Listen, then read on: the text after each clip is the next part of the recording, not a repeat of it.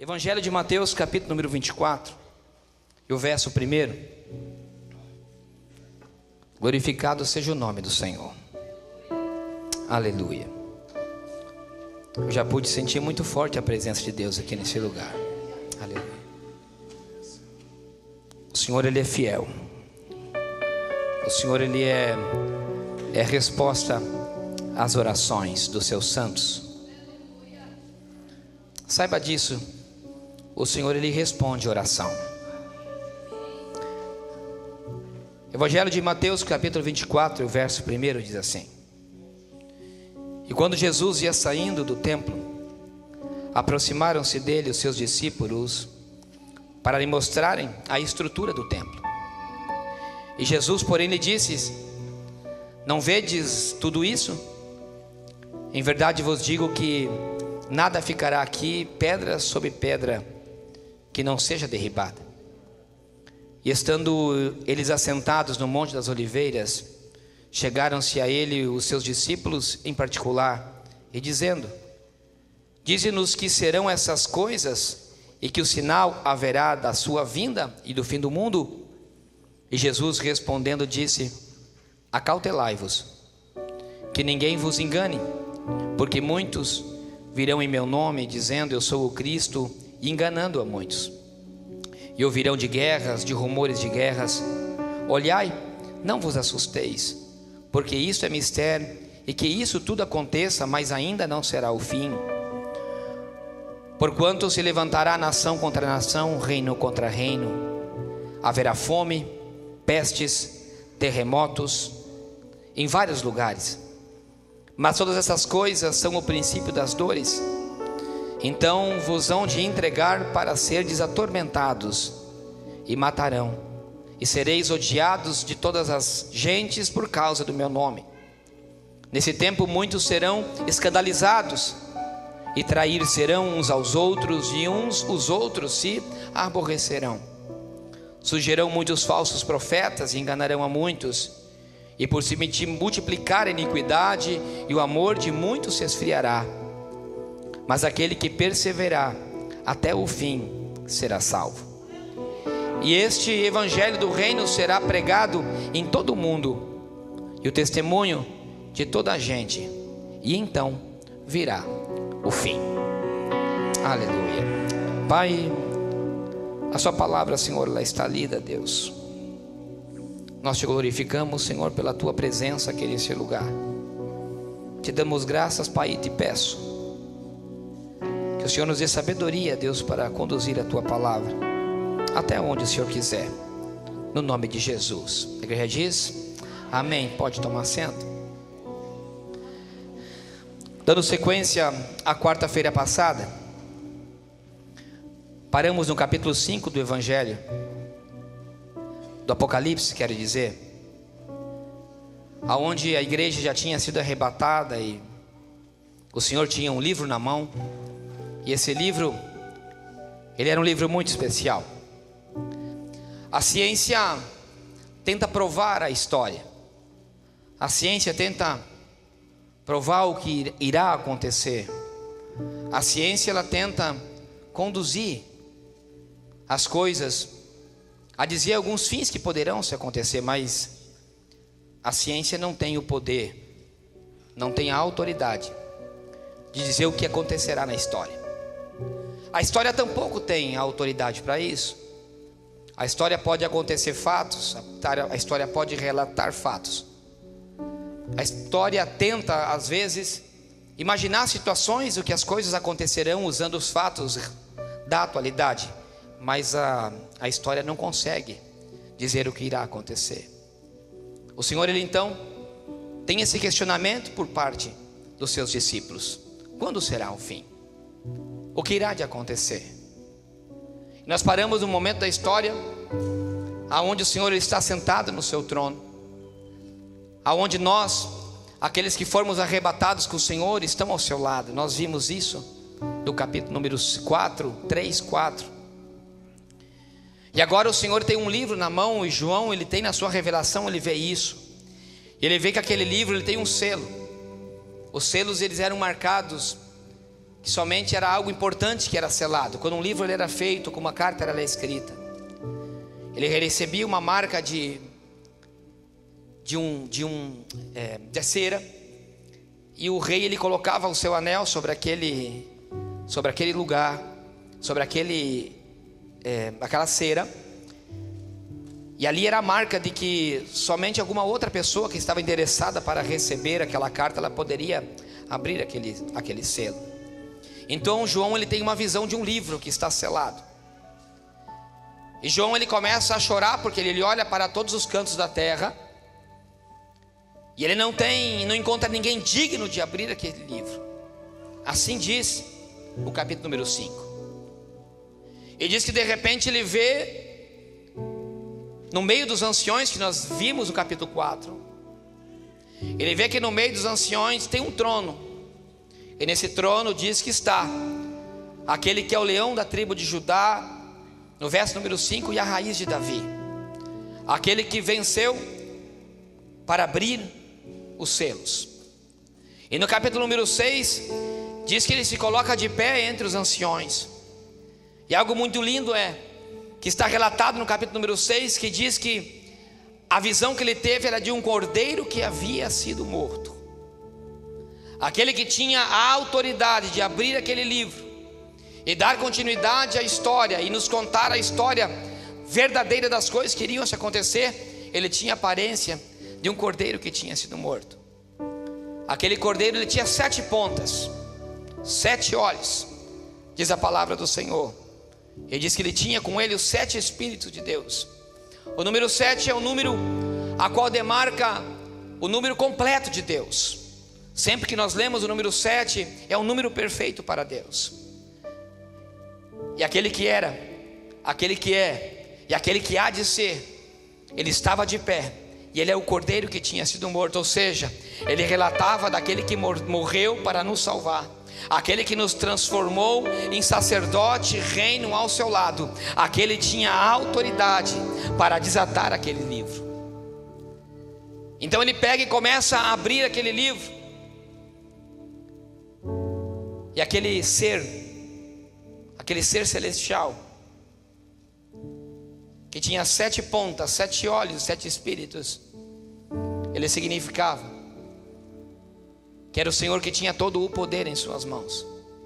Era aquele que tinha 7 olhos, aquele que tinha a omnipresença em todos os lugares, aquele que tinha os 7 Espíritos de Deus, é aquele que tinha a autoridade verdadeira para desatar aqueles livros. E ele tira o primeiro selo, e quando ele desata o primeiro selo, ele começa a desenrolar algo. Ele diz que ele vê um cavalo branco que sai.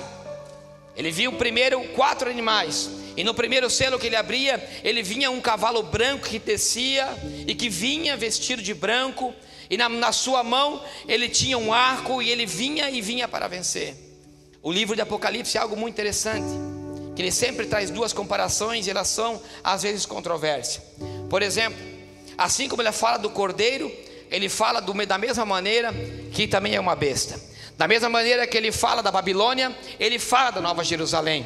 Quando ele fala de um cordeiro, de um homem, de um rei que vem sobre um cavalo branco, ele estava usando uma analogia, dizendo que aquele que viria, ele viria como um rei, que viria de branco, que traria uma paz. Na verdade, o primeiro selo que Jesus abre, e que na visão que vê João, ele vê aquele cavalo branco vindo para a terra, significa o anticristo que foi liberado. Por quê? Porque já nós falamos, os santos já não estão mais aqui, e aquele anticristo ele vem. Esse período de 7 anos, que é relatado muito claro no livro de Daniel, e que se nós lemos até no final do capítulo 24, quando Jesus ele vai relatando fases, que é um paralelo dessa parte aonde nós estamos falando hoje. Ele traz um paralelo e ele chega a dizer, assim como está escrito, e assim como disse o profeta Daniel, 7 anos e meio durará um período que será um período mais difícil da história da humanidade. Aquele primeiro homem que vem simbolizado como um cavalo branco, ele vem como um rei, e o anticristo ele vem de uma maneira que as pessoas não vão imaginar. O relato dele vir branco, ele traz um sentido de paz, E diz que os 3 anos e meio, primeiro, porque no período da grande tribulação, da tribulação e grande tribulação, que será um período de 7 anos, nos 3 anos e meio, na metade desse período, parece que as coisas serão muito boas. O anticristo ele vai vir, ele estabelecerá, assim como um líder político, por isso como um rei. Ele vem como alguém que terá uma autoridade militar e política. E ele vem e ele estabelece um reino de paz, trará uma paz sobre a terra, uma paz que na verdade é uma paz enganadora. Ele disse que quando ele abre o segundo selo, ele vê que vem um cavalo vermelho. Esse cavalo vermelho, ele relata a destruição da terra. Esse cavalo vermelho, ele fala de algo que é chamado a destruição. O cavalo vermelho diz que ele virá e vai vir tirar a paz que está. E há 2 comparações. Daniel, quando ele vê no capítulo de número 7 do seu livro, ele vê umas comparações de alguns animais. Ele fala que na visão das 7 semanas que ele vê, que são os 7 anos, ele fala que na primeira visão que ele vê um animal que é como um leão. Esse leão é o símbolo da Babilônia. E no cavalo vermelho, que é o outro símbolo que traz e é relatado num comparativo também do livro de Daniel, ele traz e vê a um outro animal como um urso. Ele relata 2 períodos. Ele fala de um período que é o período babilônico, que reina sobre a vida de Daniel, e um outro período, numa visão profética, sobre a vida do romano. São 2 períodos diferentes da história, a qual é usado na visão em que João tem, para relatar como seria o período desses 2 primeiros cavalos que João vê. O primeiro, ele relata como era Nabucodonosor, o período babilônico de Nabucodonosor. O que Nabucodonosor significa? Ele foi um rei a qual ele queria que as pessoas o adoravam. Vocês podem ver na história que conta Daniel, que ele tinha uma estátua colocada. Eles queriam que Daniel e os seus amigos se prostrassem diante daquela figura, daquela imagem, e os adorasse. E o que aconteceu com Daniel? Ele não quis, ele rejeitou. Nós conhecemos essa parte da história. O período babilônico é um período em que esse rei que virá, o anticristo, ele vai querer fazer um período tão lindo, tão maravilhoso, de tanta paz, que ele vai querer que as pessoas o adorem, que ele seja um líder político, assim como é no comunismo, que as pessoas tenham o líder comunista como um líder que até mesmo é adorado pelo povo ao qual ele lidera. Assim será o anticristo. E quando ele fala do cavalo vermelho, que ele relata da maneira que Daniel vê, que é como um urso, ele fala do período do período romano. O governo romano foi um governo totalmente de guerra, um governo que destruiria tudo que vinha pela frente, somente para ter o poder de todas as terras na sua mão. Esse mesmo homem, ele vai fazer que num período da história, em que ele vai começar a haver tantas guerras aqui na terra, nesses períodos de 3 anos e meio. E aí o que Jesus dizia no 24 que nós lemos, que haveria muita guerra e muito período de guerra. E depois disso João ele vê um cavalo, que é um cavalo preto. As pessoas naquele momento, elas estarão tão atormentadas, que de repente um período de paz, de repente um período de guerra. E o que é a guerra lá atrás? Alguns estudiosos dizem que vai ser a 3ª guerra mundial. De tanta guerra que haverá, será nação contra nação, povos contra povos. O que vai acontecer é que nesse período, eles já vão estar querendo implantar em nós a marca da besta. E essa marca tem muitos estudiosos que dizem que será como um chip, que as pessoas terão que ser colocadas ou na sua testa, ou na palma da sua mão, na parte da frente da mão. Eu já vi alguns estudos, inclusive já há testes, de pessoas que estão introduzindo os chips, porque hoje tudo nós temos em cartão de crédito. Praticamente o dinheiro é muito pouco manejado hoje em dia. As pessoas pagam com cartão, as pessoas recebem com cartão, as pessoas recebem o dinheiro nas suas contas. De uma certa forma é um pouco mais seguro. E eu imagino que assim será também, que as pessoas receberão um chip, onde elas terão os seus dados, a sua conta bancária. Ela terá a sua, e a tecnologia ela realmente encaminha para tudo isso. Nós vemos que cada vez as informações são menores, são colocadas em coisas menores. Nós vemos agora que você tem até mesmo no teu celular, no teu cartão de crédito, enfim, e as pessoas estão se encaminhando.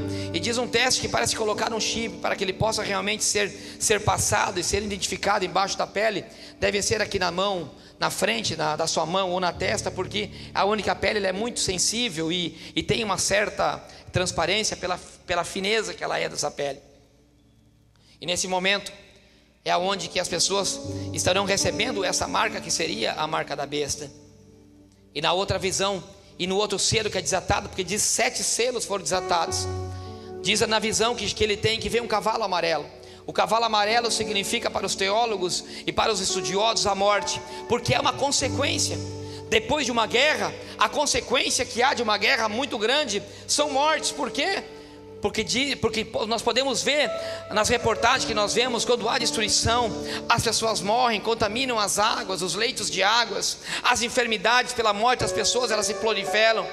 E diz a história, e diz a profecia, é que eu não posso entrar e ler todas as partes, mas nós vemos que é muito claro aonde diz, por exemplo, que no cavalo amarelo, no verso 8 do capítulo número 6, que diz assim a palavra do Senhor, no verso 8: e olhei, e eis um cavalo amarelo, e nele estava sentado, sobre ele tinha o nome morte, inferno, e em seguida foi-lhe dado o poder para matar a quarta parte da terra. E com essa espada, e com essa fome, e com esta peste, e com essas feras. Esse era o quarto selo que era aberto. Vocês percebem que diz que uma quarta parte da população da terra irá morrer, ou se for a fio da espada pela guerra, ou pelas pestes que irão se desencadear após essa guerra. Quando acontece isso, a abertura do quinto selo, e diz a palavra do Senhor, que aí debaixo dos altares, das almas dos que foram mortos, por amor à palavra de Deus, e por o testemunho daqueles que o deram, elas começaram a clamar em uma grande voz. Por quê? Porque quando a igreja for arrebatada, muitos daqueles desviados, daqueles que cresceram na igreja, daqueles que um dia serviram e hoje estão afastados do caminho do Senhor, daqueles que um dia pastoreavam e abandonaram o pastoreio, que tem conhecimento da palavra, e que na verdade hoje abandonaram a vida cristã, que voltaram para trás, assim como o pastor Carlos pregou na semana passada, que voltavam para o caminho de Emaús, de volta para a vida que eles tinham. Aí todos esses verdadeiramente vão dizer: essa profecia era uma verdade, a igreja já não está mais aqui. Realmente nós estamos entrando nos períodos finais, e essas pessoas com certeza vão querer e terão uma chance de ainda ser salvo, só que passarão por todo esse período. Imagine que uma terceira parte da terra será destruída, e aí é onde que aquele que não querer receber a marca da besta, ele começará a ser perseguido. Por quê? Porque eles vão querer que aquela pessoa, ela tenha aquela marca.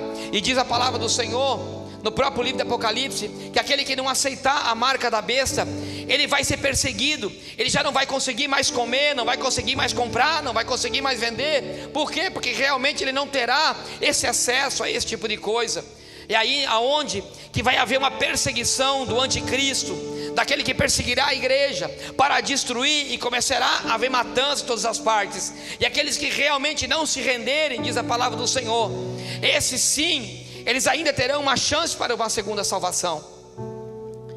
E diz a palavra do Senhor também que haverá muita apostasia, porque muitos, eles vão deixar de seguir a Cristo e vão se render por medo da morte, por medo do sofrimento. Porque diz a palavra do Senhor que cada dia e cada mais situação, porque depois dos selos que foram abertos, ainda há trombetas, e as trombetas elas trazem ainda mais. Eu fiz um resumo somente para poder dizer para os irmãos que quando termina a sexto selo é aberto, e aonde que realmente a morte assola a quarta parte da terra, diz a palavra do Senhor que o Senhor ele abre um outro selo, e através desse selo as trombetas elas são tocadas.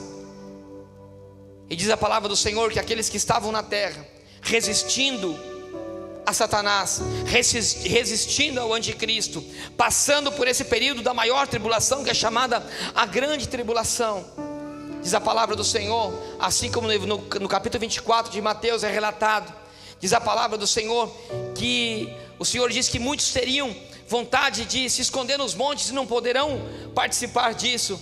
E diz a palavra do Senhor também que as pessoas vão chamar a morte, e a morte não virá sobre eles. O sofrimento será tão grande para aqueles que ficarem, que as pessoas vão começar a clamar e clamar, aqueles que são salvos, a qual estão sendo perseguidos, que estão sendo mortos, aqueles que realmente disseram: eu quero voltar a ter esse Cristo comigo, eu quero voltar a ser salvo. Essas pessoas começarão a clamar a Deus, a clamar a Deus e a clamar a Deus. E diz a palavra do Senhor no próprio capítulo número 6, que diz que os anjos, eles param no céu, e há um silêncio no céu, quando ele abre a última e a sétima, o sétimo selo, que está relatado no capítulo 8, já do mesmo livro do Apocalipse, que diz assim: e havendo aberto o sétimo selo, se fez um silêncio no céu, quase que por meia hora. E eu vi 7 anjos que estavam diante de Deus, e foram-lhe dadas 7 trombetas. E veio outro anjo e pôs junto ao altar,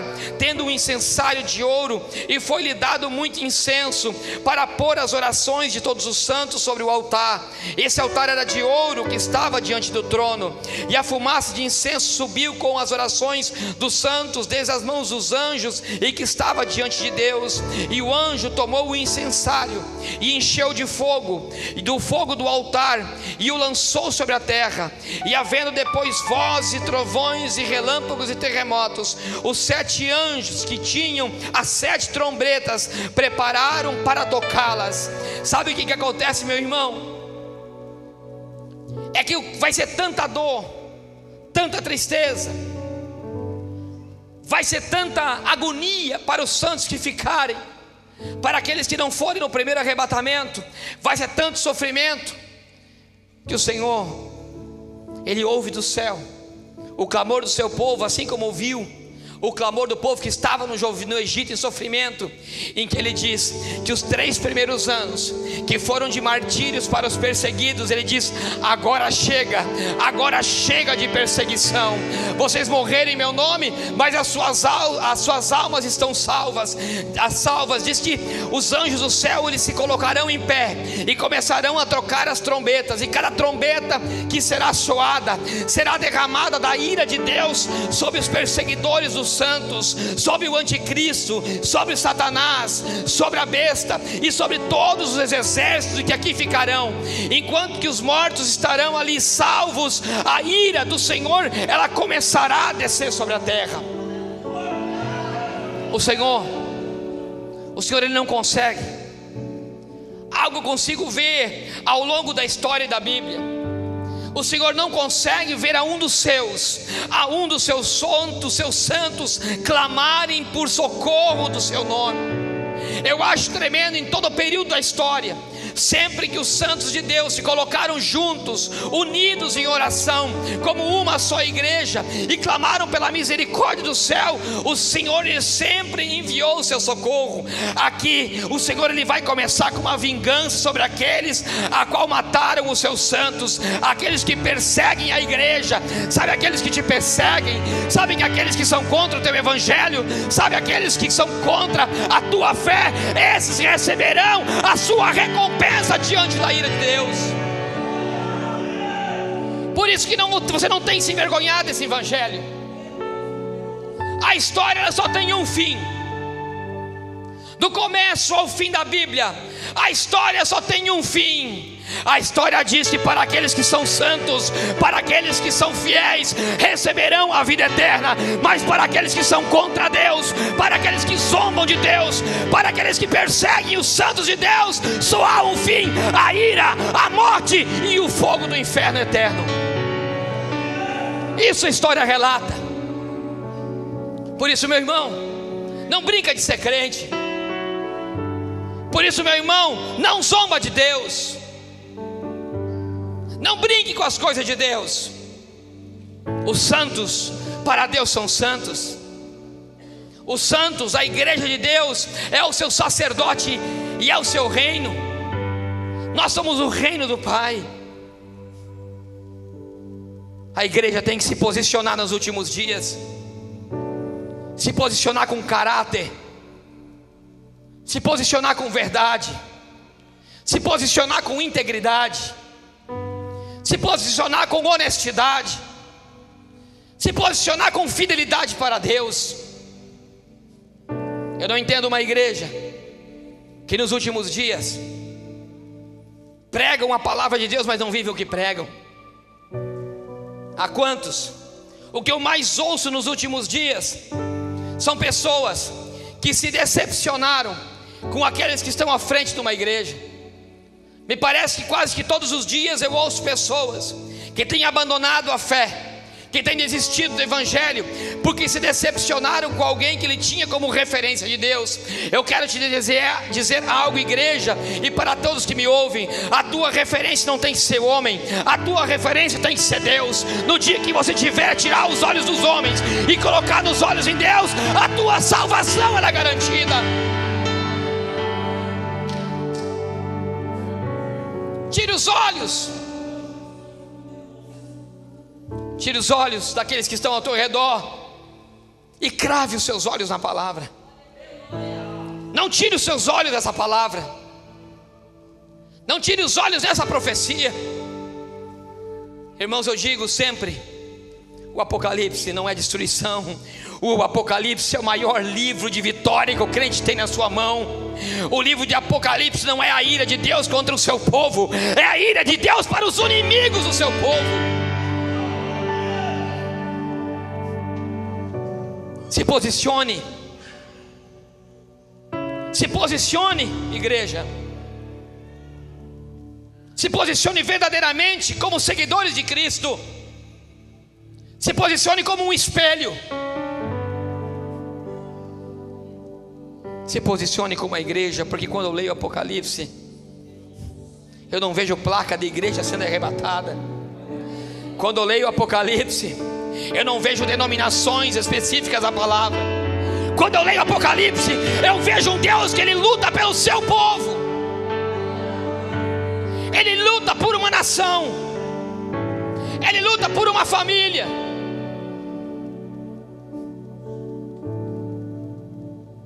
Sabe que a minha maior tristeza como pastor,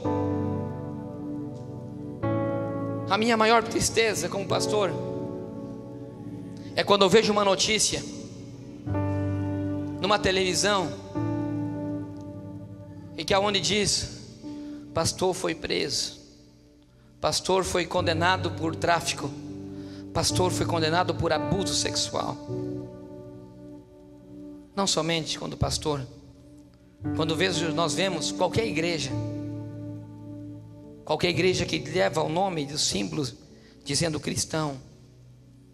A minha maior tristeza como pastor é quando eu vejo que alguém que se afasta da fé e dá um passo para trás, é porque teve uma traição de um líder religioso dentro da sua própria casa.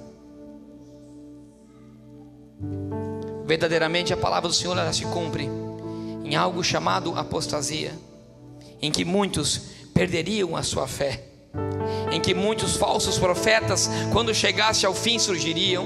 Sabe o que eu quero te dizer? Não se decepcione, não volte para trás, porque o Senhor no capítulo 24 do livro de Mateus, Ele já te disse: haverão falsos profetas, haverão muitos que virão no meu nome, mas nesses dias são os dias que chegará o fim. Isso é uma resposta para a igreja, que a igreja está chegando para os seus últimos dias, que a igreja tem que se posicionar verdadeiramente como homens e mulheres de Deus.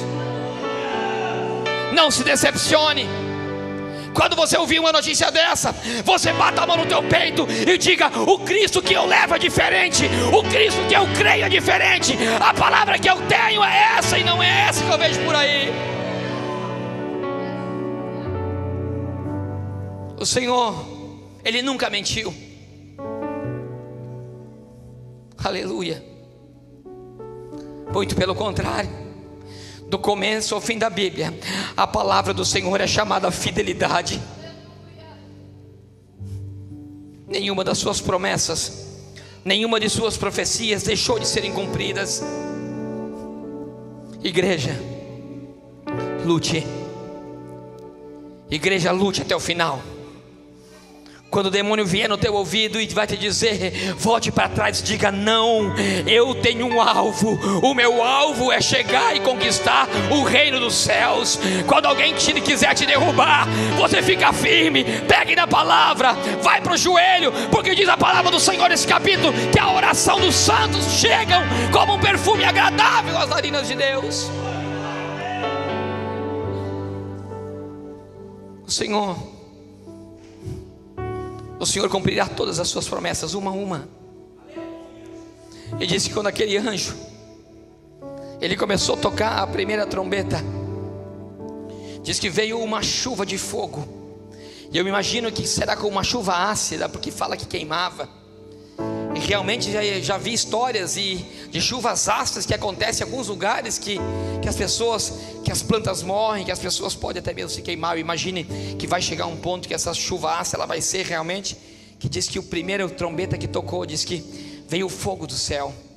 Quando tocou a segunda trombeta, diz que houve uma calamidade nos mares, que 1/3 de todos os animais dos mares morreram.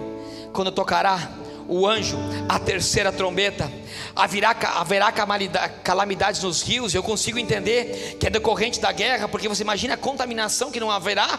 Se haverá guerras em todo o mundo, haverá águas contaminadas, o leito de rios contaminados, as enfermidades, as pestes, elas começarão a matar as pessoas em decorrência daquela guerra e da situação em que o mundo se encontrará. Diz que quando o anjo tocará a quarta trombeta, diz que cairão aços dos céus. Eu consigo imaginar, assim como diz a ciência, a camada de ozônio ela cada vez é mais fraca. Eu imagino que chegará um tempo em que haverá meteoros que conseguirão passar a estratosfera e começará a atingir a terra, porque diz que as estrelas cairão. Na visão que João vê, e diz que a terceira parte do céu cairá sobre a terra. Ele disse que quando toca a quinta trombeta, diz que haverá um meteoro tão grande que atingirá a terra, que abrirá uma cratera, aonde sairá fogo. Eu imagino que deve cair em algum lugar, aonde deve ser um vulcão, alguma coisa assim. E diz que vai sair fumaça, e o fogo ele se espalhará sobre a terra. E diz que 1/3 parte de toda a terra também irá morrer. Quando tocará a sexta trombeta, diz que o Senhor ele vai dizer para 4 anjos que estarão no céu, e diga: agora vocês podem sair matando a todo homem, a todo ser vivente, a qual perseguiu a igreja, a qual clamou pelo meu nome. E diz que vai virar morte. Eu imagino que deve ser como o anjo da morte que passou naquele dia daqueles que não quiseram aceitar o sangue do Cordeiro nas suas portas e matou todos os primogênitos. Eu imagino que as pestes e a morte começaram a matar todas as pessoas que estão na terra. Sabe por quê? Porque quando o Senhor ele chegar ao fim, ele derramará da sua ira sobre a terra, sobre aqueles que não aceitam o seu nome, não querem seguir o seu nome. E diz a palavra do Senhor que nesse sexto, quando há essa sexta trombeta, diz que um anjo ele passa pela terra, ele diz assim: ai, ai, ai, diz a palavra do Senhor. Isso está em Apocalipse, no capítulo de número 15. Diz a palavra do Senhor que ele vai começar a derramar as suas taças da ira. Vocês percebem que os selos foram abertos e foram trazendo ruínas. As trombetas foram tocadas e foram trazendo ruínas. E diz a palavra do Senhor no capítulo 15 do livro do Apocalipse, diz que a taça da ira começou a ser derramada quando a última trombeta toca do anjo. E mais 7 taças começam a ser derramadas. E a primeira taça, que é derramada da ira, começa a destruir com chagas malignas em todos aqueles que não têm a marca da besta. As chagas malignas começarão a matar.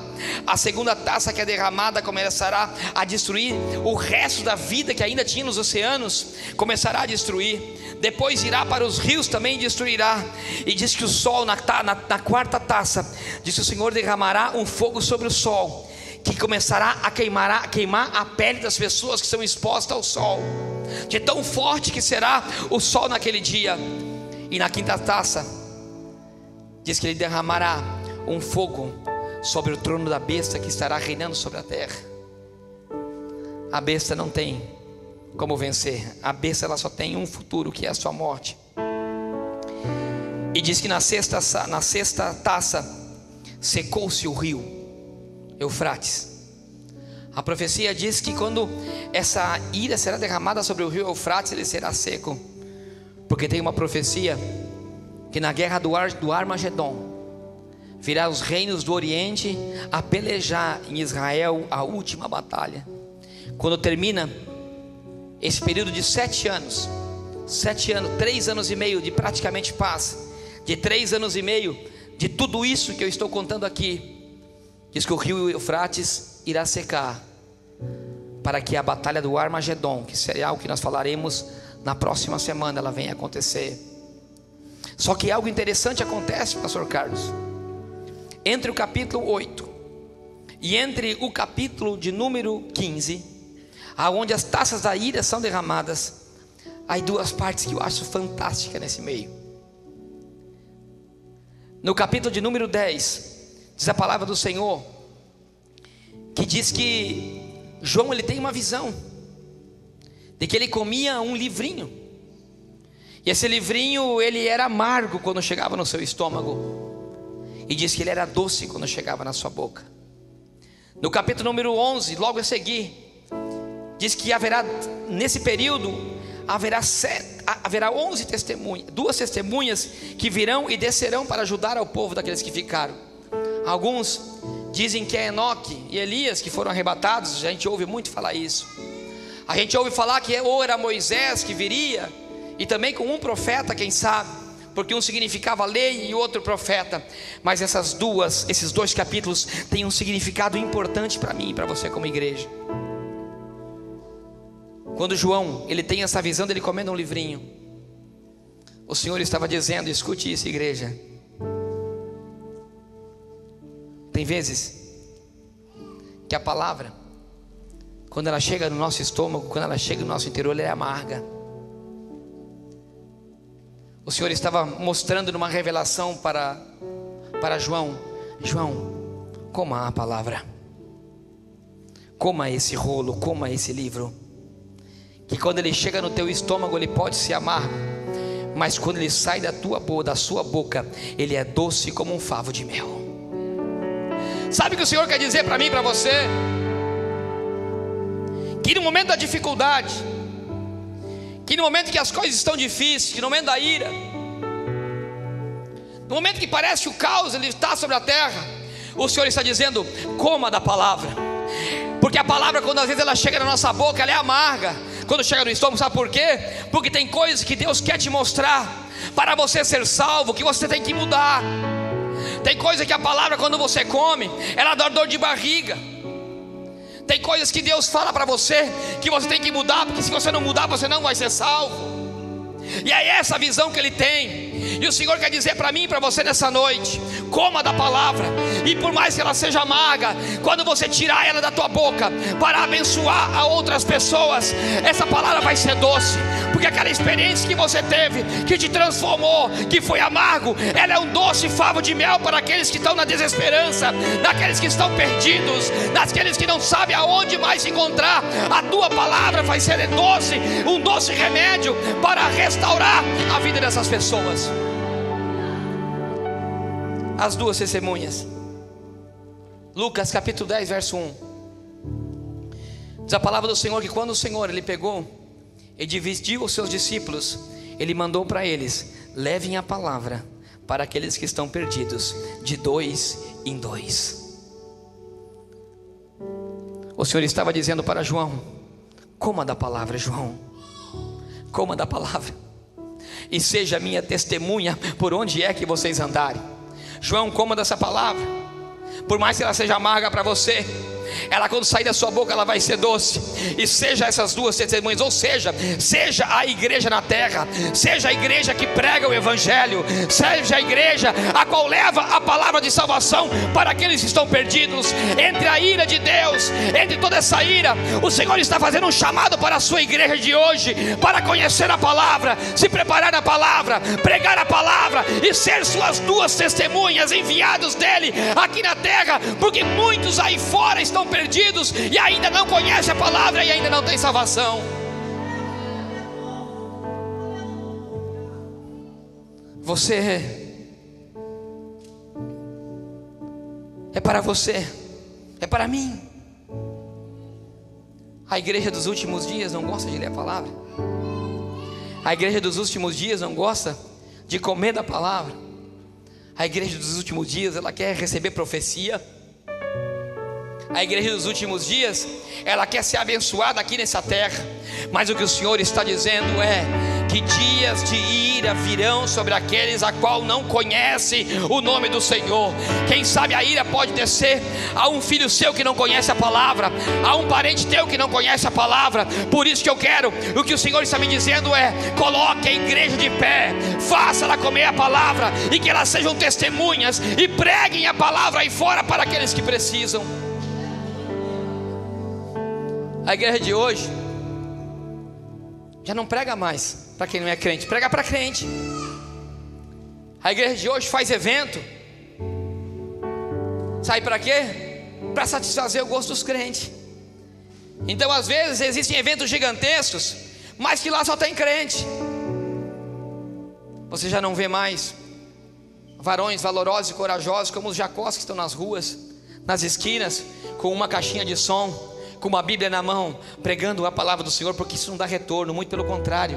Isso é motivo de você ser ignorado, de você ser tirado sarro, de você ser jogado ovo, de você ser humilhado e ridicularizado. As pessoas hoje têm vergonha de dizer que é crente. As pessoas hoje, elas têm vergonha de ler a palavra, têm vergonha de sair com uma Bíblia na rua.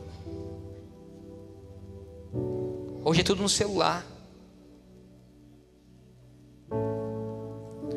Mas essa palavra é um alerta para a igreja, para aqueles todos que me ouvem. Igreja do Senhor,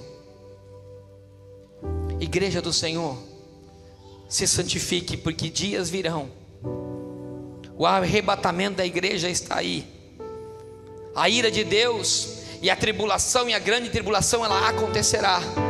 A perseguição acontecerá sobre a igreja. Por isso que você tem que conquistar a sua salvação antes. Conquistar quantos você pode levar junto para o reino. Pregue a palavra, igreja. Seja essa testemunha a qual está escrito no capítulo 11. Pregue a palavra com a tua vida, com a tua honestidade, com o teu testemunho. Não somente com vestimento, com cabelo comprido ou com saia, porque isso não é mudança nenhuma. Isso é uma mudança externa. O que o Senhor quer ver é o coração daquele que prega, daquele que testifica a que realmente ele é um cristão, com honestidade, com sinceridade, com amor no coração, perdoando, dando uma outra face para bater. Assim que nós pregamos o evangelho hoje, mostrando que nós somos pessoas diferentes, e que esse amor de Cristo, ele é muito mais do que uma bênção para a sua vida. Muito pelo contrário, a maior bênção que nós iremos receber é a canção que o Cleverson cantou. Um dia será tanta paz lá em cima, pastor.